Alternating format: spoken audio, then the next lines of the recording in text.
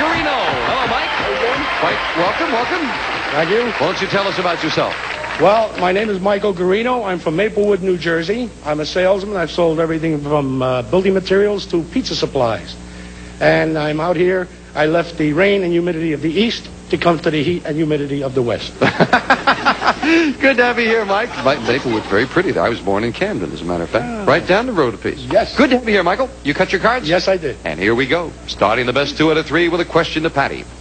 Patty, we found 100 married women who had looked for a husband through a computer dating service. And we asked them, was the man you ended up marrying someone you met through the computer dating service? How many women said they did meet their husband on a computer date? Oh, goodness. I don't know too many people that have gone through those computer dating, but I guess once you do get involved and you meet a few people that have the same likings and everything as you do, there might be a few people that end up marrying them. I'd say about 25. 25 out of 100 who had computer dated met their husband on a computer date. Jim, I don't believe those computer dates work out. They may go all right for a date or two, but they don't end up in marriage, so I'm going to say it's going to be lower. Lower. Very firm about that, wasn't he, friends? The actual number of women who met their husband on a computer date is 6. He was right. Yes, indeed. So, Mike, the challenger, starts the match with a 9. Change that card, please. Winning the question, a 3. Beautiful. Higher. Higher than a 3, a 10. Lower. Risking it lower. No, a jack is not lower.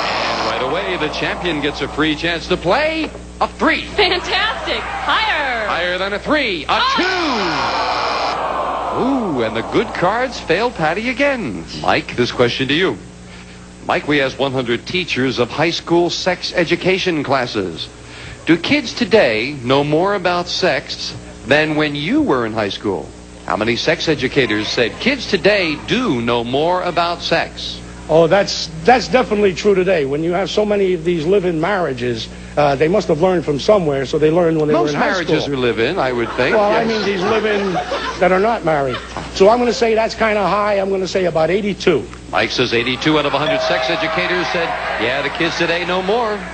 I agree that kids today know a lot more, but I think that it's going to be a little bit lower. Lower, a little lower.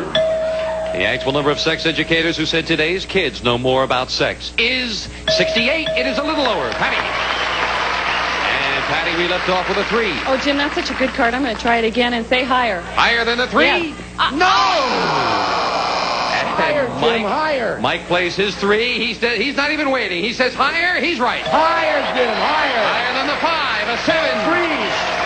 Now Mike has a 2-card advantage. And Patty, this question to you. Still shaking your head over that 3. I don't believe these cards here. Patty, we surveyed 100 people who live on the San Andreas Fault.